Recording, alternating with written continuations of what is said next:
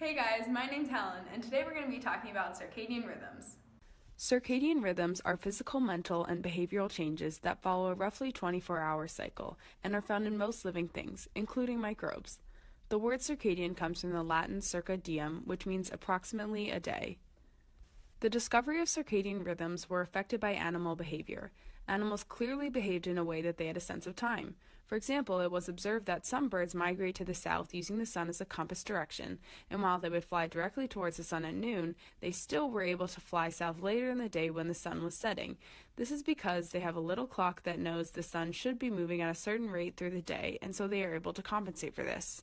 While every cell in our body has its own molecular feedback loop that is its clock, a master clock in the brain, the suprachiasmatic nucleus, generates rhythms and coordinates all the body clocks so that they are in sync.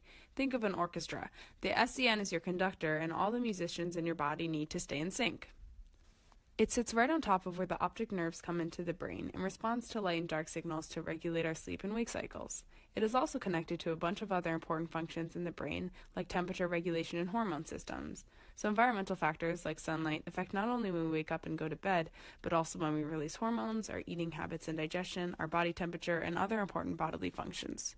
The basic mechanism for the 24-hour cycle appears to be the same in all cells and involves transcription and translation of two genes, period and cryptochrome, which feed back to inhibit their own transcription that is activated by two other genes, clock and BMAL.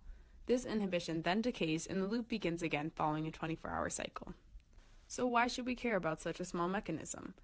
Understanding the circadian rhythms in our bodies can help us better understand the day-to-day rhythms in our lives and why they occur. For example, melatonin, the sleep hormone, starts to be secreted around 9 p.m. and ends around 7:30 in the morning. Around 10 a.m., we tend to be at our cognitive best as our memory, alertness, and concentration sharpens. Towards the later afternoon, we become tired again and experience an afternoon lull. Circadian rhythms are a basic part of cellular homeostasis, which are just certain things that cells like to function best. One of those things is regular 24-hour cycles, and that hasn't been a problem throughout most of life. It's only now that we are really messing with it, with things like shift work and blue light from computer and phone screens late at night. Disruption to circadian rhythms have been linked to health issues like diabetes, obesity, and depression.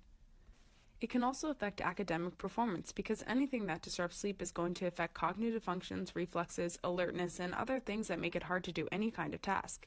When we don't get enough sleep, we feel and perform poorly, and we develop an overwhelming drive to get sleep.